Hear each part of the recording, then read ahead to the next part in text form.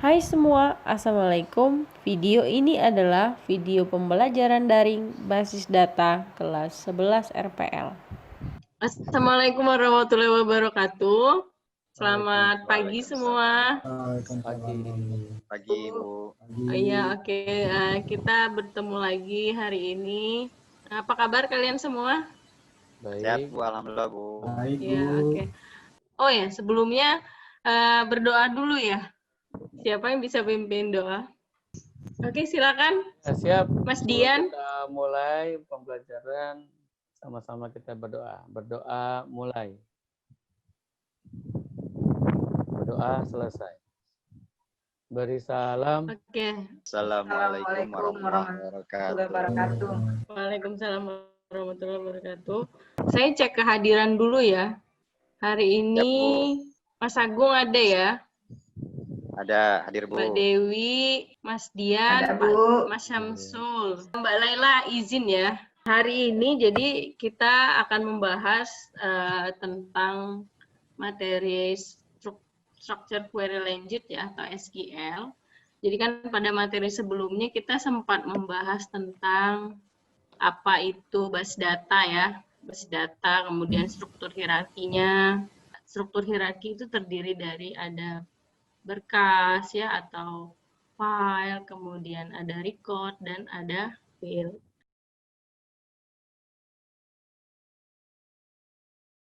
Kompetensi dasarnya adalah memahami kelompok perintah yang termasuk dalam DDL, DML, dan DCL dalam base data. Pernah pakai bahasa pemrograman apa selama ini?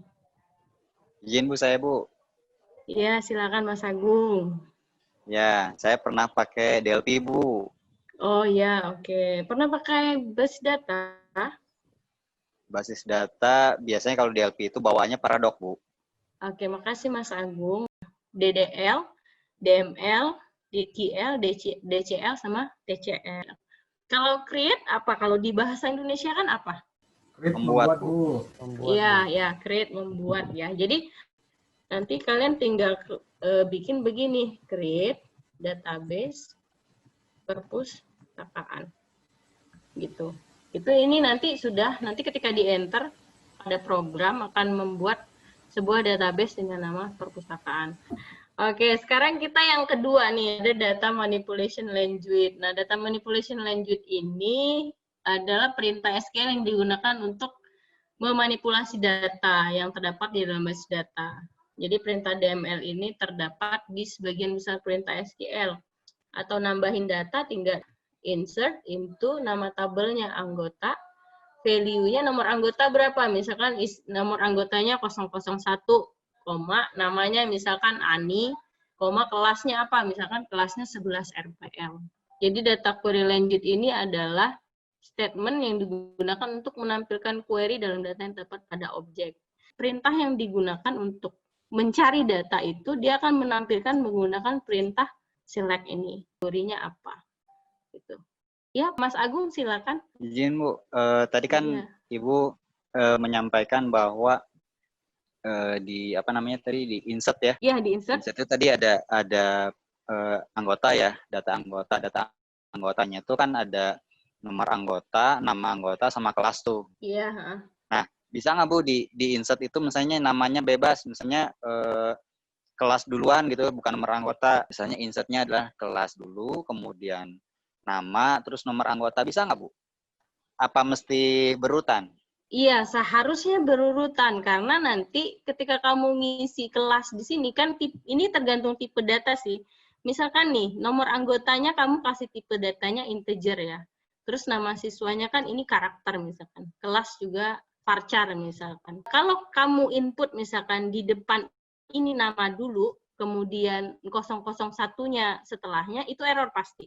Karena apa? Karena ini beda tipe nomor anggotanya. Gitu. Kemudian kalau kamu ngisi kelas duluan nih, 11 RPL, baru nama siswa Ani.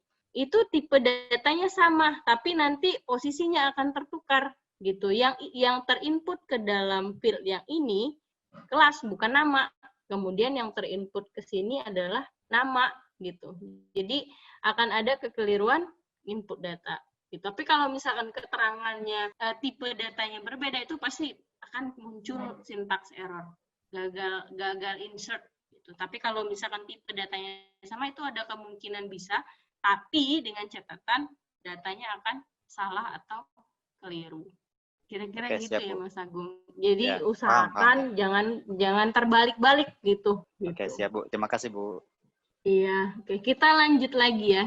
Kemudian ada yang ke berapa nih? Keempat ya. Ada data control lanjut ya. Nah, data control lanjut ini digunakan untuk memberikan hak akses ya, atau rights, izin, permission, dan kontrol pada sistem basis data. TCL ya, transaction control lanjut. Ini digunakan untuk transaksi yang terjadi dalam basis data. Nah, untuk praktikum, saya sudah share modul ya di Classroom. So, nanti silakan kalian buka modul kalian itu, di dalamnya sudah ada materi. Saya juga sudah share ini, LKPD ya. Kalian tugasnya adalah melakukan instalasi ya, melakukan instalasi software SAMPP ya. Softwarenya itu juga sudah saya lampirkan di Drive, nanti kalian download saja gitu. Step by step-nya sudah ada di modul. Saya lampirkan video tutorial kalau masih belum paham. Nah, yang kalian kerjain apa? Yang ini nih, ada tes akhir. Ya, apakah instalasi MySQL kamu berhasil? Cobalah login. Nah, kalau sudah berhasil login, kamu screenshot tuh, kamu tampilkan di sini nih, ya, di lembar kerjanya ini. Berikut sampai dengan nomor 3 ya, sampai menghapus database. Ya, ya, jadi ini yang harus kalian kerjakan. Kalau ada kendala, nanti kalian bisa langsung report ke saya. Ini masih tetap on ya.